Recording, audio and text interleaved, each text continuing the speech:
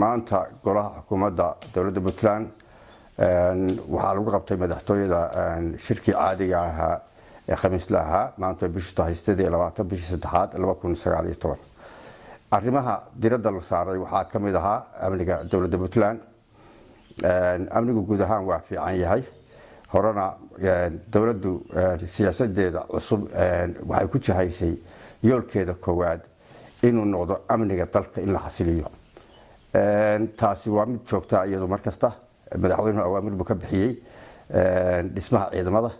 dib u habeyntooda iyo muxuu ahaa dugsiyo cusub taabara iyo arrimo badan oo ku saabsan amniga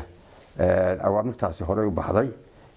maanta warbixintii wasiirada iyo golaha xukuumaddu waa laga warbixiyay waana fiican yahay ajandaha labaad maanta aad diradda lagu saaray waxaa ka mid ahaa xaaladda abaaraha dowladda Puntland deegaanka Puntland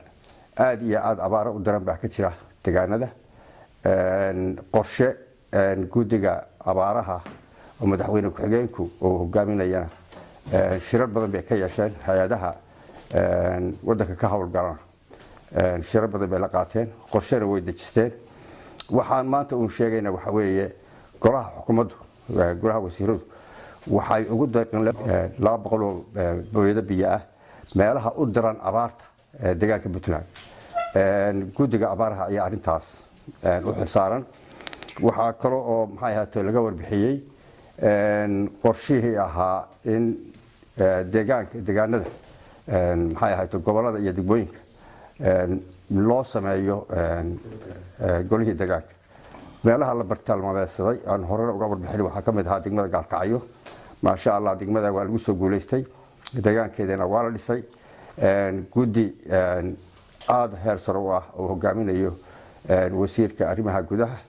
iyo federaalka dimuqraadiyiinta ayaa ku soo guuleystay arintaas waana laga warbixiyay kuwa kalena ku xoga sida Jariban oo kale iyo hawsheedii waa lagu jira arintaasna arin dawladdu ku guuleystay durba iyadoo muddo yar jirtay ayay noqotay qorshaha kale wasaaradda shaqada iyo shaqaalaha ciyaaraha dhalinyarada waxay soo bandhigtay qorshaheedii in kooxaha dhalinyarada ilaa heer degmo iyo heer gobolba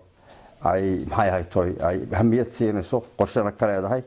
garoonadii ciyaaraha iyo muxuu ahaa meelihii lagu qaban lahaa tartanadana ay diyaarisay qaarna gacanta lagu hayo arintaana qorshaheedii maanta muddo dheer bay qaadatay in laga doodo waana loo guuleystay arrimaha iyo arrimo kale fara badan ayaa maanta gol xukuumaddu uu ka doodayay waxaana shir gudoominayay madaxweyne ku-xigeenka dowladda Puntland madaxweynena safar shaqo ayuu ugu maqan yahay gobolada bari. Wassalaamu calaykum warahmatullahi wabarakaatuh.